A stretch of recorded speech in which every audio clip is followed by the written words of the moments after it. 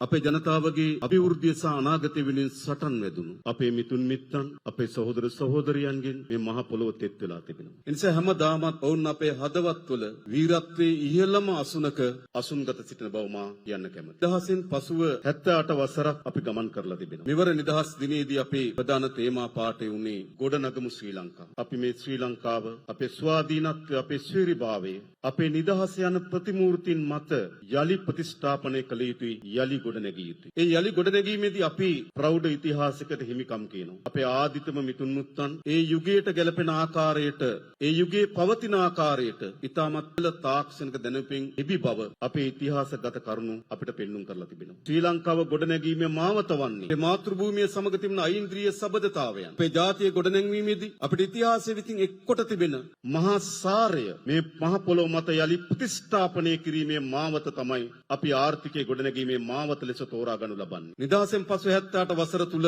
ජය තියෙනවා පරාජයන් තිබෙනවා. හොඳ තියෙනවා නරක තියෙනවා. අපි කිසිසේත්ම නරක දේ පැහැර කරන්න පැකිලෙන්නේ නැහැ. ඒ වගේම අපි කිසිසේත්ම හොඳ දේ උකහා ගන්න බියවන්නෙත් නැහැ. ඒ නිසා අතීතයේ සාරවත් දේ මත මේ රාජ්‍ය මේ ශ්‍රී ලංකාව යලි ගොඩනැංවීමේ වගකීම අප ඔබ මා සතුව තිබෙන බව මා විශ්වාස කරනවා. අපට තිබෙන ප්‍රධානම ශක්තිය කුමක්ද? මහගුම සම්පත වන්නේ අපේ රටේ මානව සම්පත. නිසා අපේ රට ගොඩනැගීම සඳහා තිර අධිෂ්ඨානයකට අපි එනවා නම් අපේ මානව සම්පත ලෝකයේ ඕනෑම දියුණු ජාතියක් සමග උරෙන් උර ගැටි සෑම අතින්ම සම්පූර්ණ වූ මානව සම්පත බවට පරිවර්තනය කළ යුතුයි. නොදැනුවත්කම වෙනුවට දැනුම, පැරණි අගතීන් වෙනුවට ප්‍රගතිය, බෙදීම වෙනුවට සමගිය පෙරදරි කරගත්තු නව මානව සම්පතක් අපි නිර්මාණය කළ යුතුයි. විශේෂයෙන්ම එහිදී කලාව, සාහිත්‍ය, අපේ ඉතිහාසය, ඒ වගේම නව තාක්ෂණය, අධ්‍යාපනය මේ මානව සම්පත දියුණු කිරීමේදී වැදගත් කාර්යභාරයක් සුළන බව අප කවුරුත් දන්නවා. අපිට අපේ රටේ